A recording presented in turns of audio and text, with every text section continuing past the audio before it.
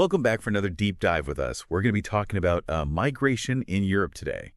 You've sent us a ton of stuff to go through, a really fascinating mix of different perspectives on this topic. Yeah, we've got everything from hardcore economic analyses to, sociological studies, even some political commentary thrown in there. It's a pretty broad range. And that's why this deep dive is so important. We want to make sure we cover it all, right? We don't want to just scratch the surface. So we can give you that really clear picture of what's going on with migration in Europe. Yeah, and it is complex, right? It's not just one single issue. It kind of touches everything, right? We're talking economics, we're talking social dynamics, politics, even the human stories at the heart of it all. Okay, so let's dive in. I feel like when we see this in the headlines, a lot of the focus is on that economic strain. And a lot of the sources we got, they kind of reflect that. They mention worries about jobs, resources, that kind of thing. But one of the things I found really interesting is that there's a counter argument too. Yeah, it's not just a simple equation, right? Like migrants equal economic burden. That's not really the case. Several of these studies actually show that, when it's done right, when integration is done well, migrants can actually boost the economy. Think about it. They bring new skills, new perspectives, and often a lot of them have a real entrepreneurial spirit. It's not just about the migrants themselves. It's also about how the existing system utilizes those skills. And one of the reports we got, it actually compares it to, giving someone running shoes but no training. Right. They might have the potential, but if there's no support there, they're not going to get very far. Right. It's a great analogy. And, a lot of the sources actually point to a big problem, and that's the lack of funding for these integration programs. If there aren't enough resources for language training or, helping people develop skills, getting them into jobs, it just makes it way harder for migrants to contribute to the economy. And that's when we start to see the strain on resources. So it's kind of like this chicken or the egg thing, right? The lack of investment makes it harder to integrate, and then that reinforces this idea that migrants are a burden. But what about the social side of things? How are people dealing with integrating people from all these different cultures? Well, obviously there are challenges. You've got the language barriers, different cultural norms, even just like the basic anxiety of adapting to a totally new life. You think about moving to a new city. It takes time to figure things out, right? But now imagine that on a much larger scale, and the stakes are a lot higher. It's important to remember that the sources don't shy away from the rise of xenophobia either, right? That fear of cultures changing or disappearing, it's a real thing. And that can lead to tension, which makes integration even harder. Right. And the sources point out that it often becomes this vicious cycle. That fear is then exploited by certain political groups. They'll use those anti-immigration sentiments to gain power. And that brings us to the political landscape, which is really a whole other can of worms when it comes to migration. Yeah, the sources are pretty clear on this.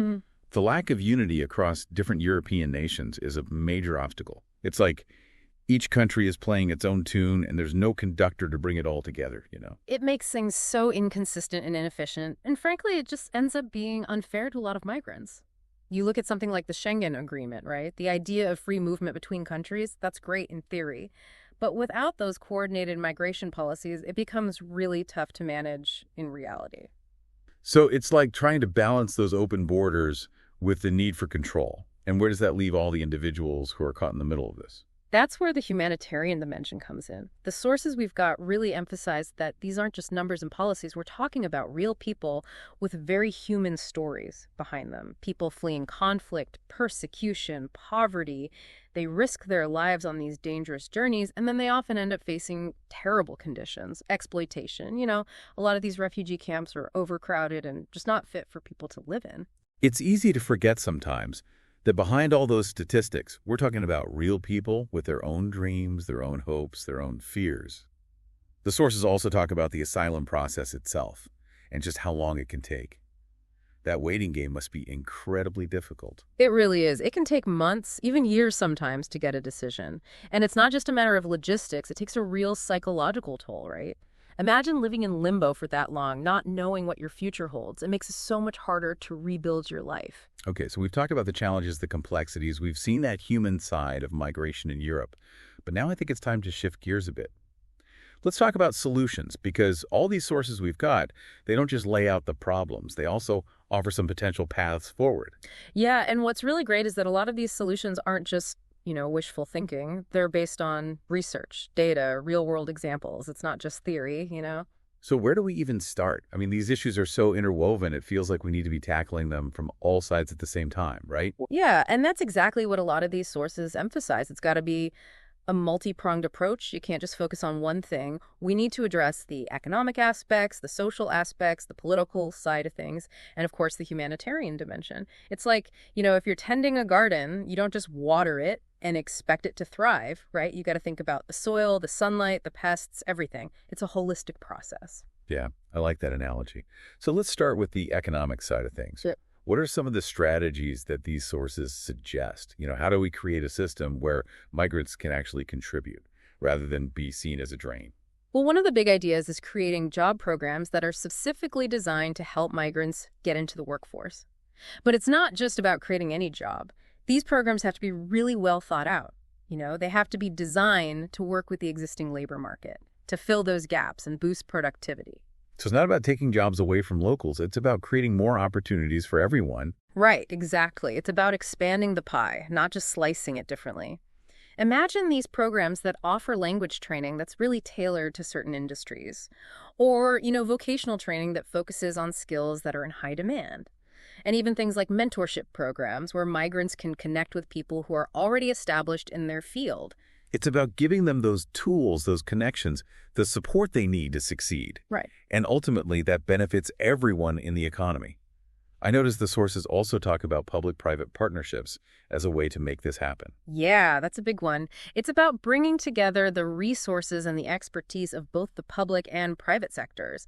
Imagine businesses working with government agencies to set up apprenticeships or to offer microloans to migrant entrepreneurs, or even just coming up with more targeted recruitment strategies. It sounds like a win-win, right? Everyone benefits. But creating jobs is just one piece of the economic puzzle. We also have to make sure those resources are being distributed fairly. Absolutely. A lot of the sources talk about the importance of equitable funding when it comes to those essential services. Things like healthcare, education, housing. It's about ensuring that everyone has access to what they need, both migrants and the local population. Right. It's about building a system that's fair and that's sustainable for the long haul. Okay, let's move on to the social side of things. How do these sources suggest we bridge those cultural divides and, really help migrants feel like they belong? Well, language and cultural training are super important, but it can't just be like basic instruction, right? It needs to go deeper than that. Think about immersive language programs that really get people out there interacting in the community, or cultural exchange events that help break down those stereotypes. And even things like buddy systems where, new arrivals can be paired up with someone local who can kind of show them the ropes, help them navigate this new environment. It's about those personal connections, those shared experiences. That's where real understanding comes from. Exactly. Because the sources are really clear on this, social integration isn't just about learning the language or the customs. It's about feeling welcomed, respected, valued as a member of the community. And I guess that's where combating discrimination becomes so crucial. If people are constantly facing prejudice, it's going to be that much harder to really integrate. Absolutely. A lot of the sources call for these big anti-discrimination campaigns to really challenge those xenophobic narratives, to showcase the benefits of diversity. They also talk about the role of the media. What if news stories focused more on the contributions of migrants? What if we had documentaries that really humanize their experiences? Or even social media campaigns that celebrate multiculturalism? It's about shifting the narrative, right? Away from that fear, away from that us versus them mentality, to something that's more positive, more inclusive. But even with all these social initiatives, they're not going to be very effective if we don't address those political roadblocks we talked about earlier. Right. And that's where things get really tricky. How do you get all these different countries with their own agendas to agree on a unified approach? It feels like such a huge hurdle. It is. But the sources actually offer some really interesting ideas. One of them is to establish like a European Union-wide migration agency, something that can really coordinate policies, streamline those procedures, make sure things are more consistent and more humane across all the member states. So kind of like a central nervous system for migration management? Exactly. Imagine a system where those asylum applications are processed efficiently and fairly, no matter where you enter Europe, where integration programs are standardized so everyone has access to the same opportunities and support. Yeah, that would create a much more level playing field. Yeah. And what about the Schengen Agreement? How do they suggest we balance that free movement with the need for effective border control? A lot of them point to technology as a key part of the solution. Think about those advanced biometric systems that can identify people securely, or these sophisticated data sharing platforms that allow countries to keep track of migration flows in real time. And even things like predictive analytics, which can help anticipate potential problems and, allocate resources in a smarter way. So using technology to basically enhance security and make things more efficient, but without compromising those humanitarian principles. Exactly. And of course, any talk about solutions has to include the humanitarian dimension. How do we make sure that migrants, especially those who are fleeing conflict or persecution, how do we make sure they're treated with dignity and compassion? We have to remember we're talking about real people, real lives, not just numbers on a page. Right, that's the most important thing. And the sources are really strong on this point. They advocate for establishing those safe and legal migration corridors so people don't have to risk their lives on these dangerous journeys. Give them an alternative to those smuggling networks that prey on desperation. That seems like a really common sense solution. If there is a safe and legal way to do it, why wouldn't we make that available? Exactly. And it would help to undermine those criminal operations that profit from human suffering. The sources also talk about the need to improve conditions in those refugee camps, providing adequate shelter, sanitation, healthcare, education. These are basic human needs. It's about providing a sense of hope, even in the midst of all that crisis. And what about the asylum process itself? We talked about those lengthy delays. How do they suggest we address that? They propose a number of reforms, things like increasing staff, simplifying those procedures, and using technology to make the whole process smoother. Imagine a system where people actually get a decision within a reasonable time frame so they can start moving forward, whether that means staying in their new country or being able to return home safely. So it's about being both efficient and compassionate. Exactly. Now, one thing we have to remember, we've been focusing a lot on Europe here, but migration is a global issue. It requires global solutions. It's not just about managing the flow of people across borders, right? It's about addressing those root causes that drive people to leave their homes in the first place. You got it. The sources talk a lot about the need for more investment in those developing countries where a lot of migrants are coming from. Addressing things like poverty, conflict, climate change, investing in those development projects that create opportunities, improve living standards. It's also about promoting political stability and human rights globally. It's that reminder that we're all connected, right? What happens in one part of the world affects everyone. Creating a more just and equitable world is essential if we want to address these migration challenges. Couldn't have said it better myself. Now, while these solutions offer a good roadmap, we have to be realistic. It's not going to be easy to put them into practice. There are going to be challenges along the way, right? Of course. And that's actually something we're going to dig into in the final part of our deep dive.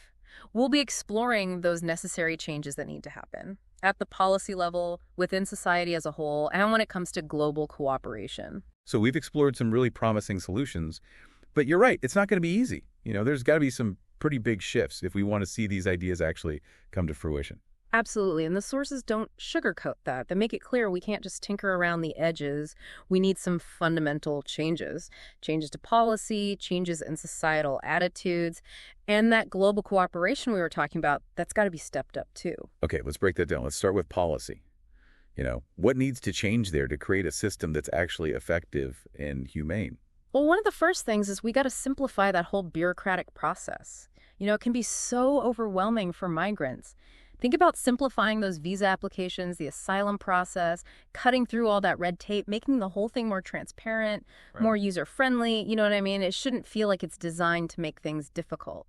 Yeah, it's almost like we need to apply those user-centered design principles that we use for like websites and apps, but apply it to the whole immigration system. Make it intuitive, accessible, less intimidating. Exactly. And it's not just about making things easier for the migrants themselves. It's about making sure the countries that are receiving them have the resources they need to make integration work. So what does that look like, practically speaking? Well, some sources suggest having these EU-wide funds, specifically to help those countries that are bearing the brunt of migration flows.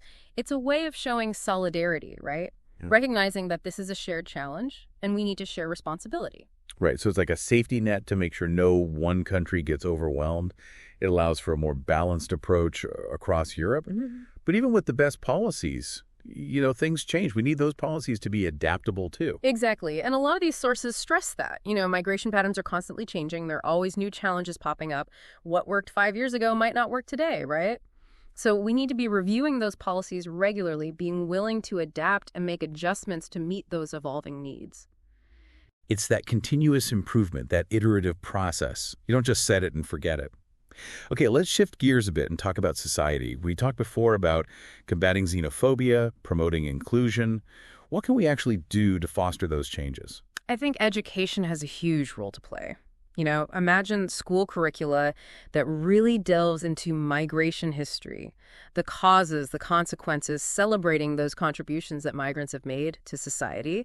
It's about giving young people the tools they need to understand and to empathize in a world that's increasingly diverse. It's about moving beyond those stereotypes, those generalizations, seeing the human stories behind all of this. Yeah, exactly. And it goes beyond formal education, too. We need those spaces within communities where people can come together, have conversations, experience different cultures. Imagine community centers offering language classes, cultural events, or even just neighborhood initiatives that bring migrants and long-term residents together, create those opportunities for interaction. It's those everyday encounters, right? That's where we start to break down those barriers. When people get to know each other, those preconceived notions, they start to fade away. Right, because fear often comes from the unknown. And the media, that plays a huge role too. We need more balanced reporting on migration, less sensationalism, more focus on those human stories, both the struggles and the successes. Instead of those fear-mongering headlines, we need stories that humanize migrants, that showcase their resilience, their contributions. Exactly. Paint a more accurate and a more complete picture. Now, that third piece we talked about, enhanced cooperation. That's essential. And it's not just within Europe. It has to happen globally. Right, because this is a global issue. We need those global solutions. Exactly. And a lot of the sources talk about the need for much stronger collaboration between those EU member states, sharing best practices, coordinating their responses, pooling resources. It's about working together to create a system that's more effective, more humane, more sustainable. Recognizing that no one country can solve this alone, it's going to take that collective effort. Right. And it has to go beyond Europe's borders, too. We have to work with those migrant-sending countries, address those root causes that are pushing people to leave in the first place, invest in development projects, help create opportunities, improve those living standards, address things like poverty, conflict, climate change. So it's not just about managing migration. It's about tackling those underlying issues that force people to migrate. Exactly. The goal is to make migration a choice, not a necessity. Before we wrap up, I wanted to touch on something that I found really fascinating, and that's the role of technology. It can actually have a really positive impact here. Oh, that's interesting. I'm curious to hear how technology can play a role in such a human and emotional issue. Well, think about things like digital identity systems, using biometrics and blockchain to register and track migrants. That can help to streamline the whole process, prevent fraud, protect vulnerable people from being exploited. It sounds like that could bring a lot more efficiency and transparency to the system. Right. And then you have things like predictive analytics, using AI and big data to forecast migration trends, anticipate those challenges, allocate resources better. So using data to be more proactive, more strategic in our responses. Exactly. And even on a more individual level, you have those virtual integration platforms, language learning apps that can make it easier to pick up a new language, employment portals that connect people with jobs, online communities where they can find support. It's about using technology to empower migrants, help them integrate more smoothly into those new communities. Well, we've covered a lot of ground in this deep dive. We've seen how complex this issue is, all those challenges that come with it, but we've also explored some really innovative solutions. I think the key takeaway here is that migration isn't a problem to be solved. It's a reality that we have to manage, and that management needs to be humane, it needs to be effective, and it needs to be sustainable. And that's going to take a lot of work, right? We need those policy changes, those shifts in societal attitudes, that global cooperation, and embracing technology. That's a big part of it, too. Absolutely. And while the challenges are significant, the sources we looked at, they do give me hope. They show that there are concrete steps we can take to build a better, a more just world for everyone, no matter where they come from. We focus specifically on Europe today, but migration is a global issue, and it requires a global response. As you continue to learn about this, I want you to think about this. What lessons can other parts of the world learn from what's happening in Europe? What's working? What isn't? How can we create a more humane and a more sustainable approach to migration on a global scale? These are the questions we all need to be grappling with. They're not easy questions, but they're important ones. Thank you for joining us for this deep dive. We hope you found it insightful, maybe even a little bit inspiring, and that it's given you some food for thought as we continue to navigate this complex and ever-evolving issue of migration.